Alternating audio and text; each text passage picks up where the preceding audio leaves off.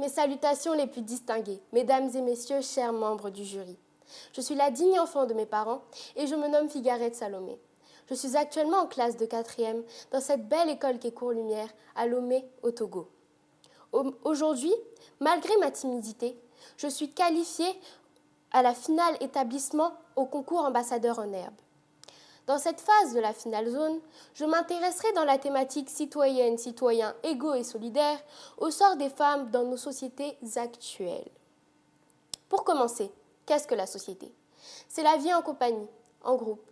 Vous ne me demanderez sûrement pas qu'est-ce qu'une femme, puisqu'elle vous a donné la vie. À moins, préfériez-vous que je vous parle d'anatomie. La femme dans la société. Ah, quel sujet! Les femmes bénéficient de plus de droits qu'auparavant. Néanmoins, ces droits restent plus faibles que ceux que s'octroient les hommes. Les femmes sont pleines de ressources, malheureusement sous-estimées, si seulement on nous laissait le bonheur de profiter de nos nombreuses qualités. Comme disait Simone de Beauvoir, je cite, « C'est par le travail que la femme a en grande partie franchi la distance qui la séparait du mâle. C'est le travail qui peut seul lui garantir une liberté concrète. » En tant que femme, je subis tous les jours une agression trop banalisée. On m'appelle, on me siffle et on me traite telle une chaîne en laisse ou encore un objet. Chers membres du jury, accepteriez-vous que votre mère, votre sœur ou une femme membre de votre famille se fasse traiter de la sorte? Je ne crois pas, non.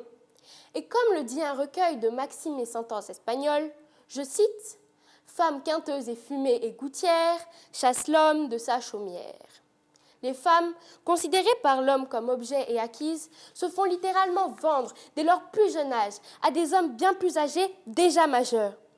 L'exemple le plus courant des mariages forcés nous montre que la femme, maltraitée et non soumise, mais se fait soumettre et que ses sentiments sont inconnus de la part des hommes qui la maltraitent. Tiens, parlons de la maltraitance de la femme dans notre société. Dans leur foyer, l'endroit où elle devrait se sentir en sécurité devient parfois le lieu le plus rejeté. Certaines femmes subissent chaque jour des agressions, verbales comme physiques, de la part de leurs propres compagnons. Celui qui, pour elles, devrait être l'homme de leur vie, devient parfois plus détestable qu'un ennemi. Savez-vous qu'en 2018, ce sont 93 000 femmes qui ont été violées seulement en France? Et savez-vous également que le nombre de féminicides en 2019 est de 149 femmes? Révoltant, n'est-ce pas? De même, en raison de la pandémie de Covid-19, le nombre de femmes battues est en constante augmentation. Car oui, imaginez cette femme devant rester constamment enfermée avec cet homme à l'œil mal intentionné. Est-elle en sécurité? Citons cette belle parole de Guy de Maupassant. L'homme, doué de sa force physique, l'exerce par la violence. La femme, douée du charme, domine par la caresse. C'est notre arme, arme redoutable, invincible, mais qu'il faut savoir manier. On parle d'hommes et de femmes, mais à présent, qu'en est-il du milieu professionnel? C'est généralement l'homme qui obtient les plus hauts postes. Auparavant, loin de l'homme l'idée que la femme travaille. Selon toujours ces hommes, le chemin de la femme est déjà tout tracé. La cuisine, les tâches ménagères, tel était leur quotidien. Ce fut Ellen Johnson Sirleaf qui, le 16 janvier 2006, devient la première femme élue au suffrage universel à la tête d'un État africain. Dans 15 pays du monde, la femme ne peut même pas travailler sans l'accord de son mari. Dans beaucoup d'entreprises, les femmes sont généralement moins payées que les hommes. Elles sont parfois obligées d'entretenir des rapports inappropriés avec leurs supérieurs pour obtenir un salaire plus élevé.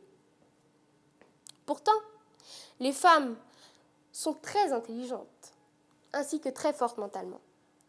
Justement, les hommes ne nous payent pas moins car nous n'avons pas les compétences requises, mais plutôt car ils se sentent en danger. Eh bien oui, aussi talentueuse et travailleuse qu'est la femme, il y a bien de quoi se méfier. Souvenons-nous de Frédéric Bastiat qui dit, je cite, Détruire la concurrence, c'est tuer l'intelligence.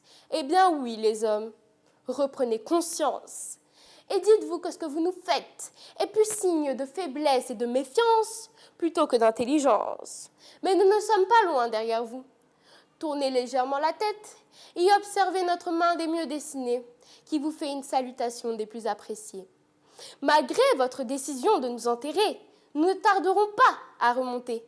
Nous ferons une entrée des plus sophistiquées, prendrons place à vos côtés. Et enfin, nos capacités assemblées, nous vivrons dans ce monde solidaire auquel nous avons toujours songé. Unissons-nous pour faire de ce monde un monde meilleur. Mais au revoir les plus distingués, chers membres du jury. Merci de votre bonté. Avant de vous quitter, je tiens à vous partager cette magnifique pensée d'Henry Ford. Je cite « Se réunir est un début. Rester ensemble est un progrès. Travailler ensemble est la réussite. Réussissons ensemble. Soyons solidaires. » À présent, je vous remercie de m'avoir suivi.